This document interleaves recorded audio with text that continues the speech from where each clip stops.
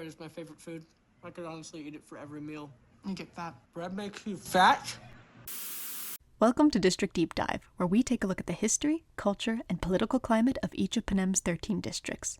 Today, we'll be examining District 9, Panem's breadbasket.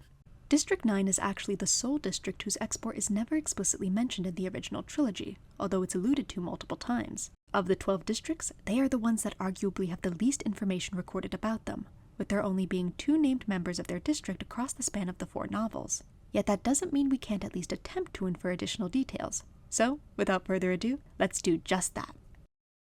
Although it's the second smallest district, boasting a population of 15,346 people, in terms of territory, District 9 consists predominantly of Nebraska, North Dakota, and South Dakota, making it one of the largest landmasses in Panem, only being rivaled by District 8. Resultantly, District 9 is the least densely populated district, with the land itself being divided between vast farms and grain processing plants. While the Hunger Games tribute guide notes its amber waves of grain almost tenderly, citing them as a source of inspiration, others, like President Snow in The Ballad of Songbirds and Snakes, view it and its flaking industrial plants as remarkably ugly. And for all its sweeping grain fields, District 9's destitution seems apparent with just a brief, passing glance. Yet despite being the second smallest district, District 9 takes out over 70,000 tesserae, making it the 4th most impoverished. And there's this cruel irony to its citizens being surrounded by grain, reaping, processing, refining, and exporting it while not being able to take virtually any of it home for themselves. While they export the overwhelming majority of their crops to capital officials that purge themselves so they can repeatedly gorge, District 9 citizens must constantly work to ward off the threat of starvation, the majority of the citizenry's children having to take out multiple tesserae in order to ensure that they and their families survive year to year.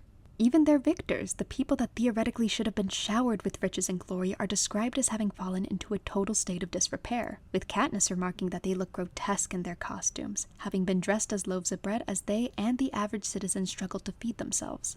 When it comes to the games themselves, in all 3 games we witnessed, District 9 tributes die within the first day, typically being slaughtered in the initial bloodbath, suggesting they more often than not lack the practical combat and survival skills necessary to prolong their survival beyond the first few minutes. Although they'd have access to scythes and reaping tools, the tributes likely have spent the majority of their childhoods working jobs without them, potentially sorting, planting, and processing grain instead. And, given the fact they're all relatively uncommon weapons, likely wouldn't even have access to them in the arena if they did have the skill set to use them properly. Lack of applicable skill, accompanied by the fact the majority of the tributes enter the ring in a malnourished or emaciated state, typically cements their fates before the games even begin. However, in spite of their poverty and the alleged weakness of their tributes, District 9 posed a clear enough threat throughout the first rebellion that the capital deployed large shipments of jabberjays to their territory, branding the information they'd gathered there as being of immense value to the capital's interests. While there are numerous reasons as to why 9 specifically would be targeted, most notably the fact that they held the ability to withhold a significant chunk of Panem's food resources,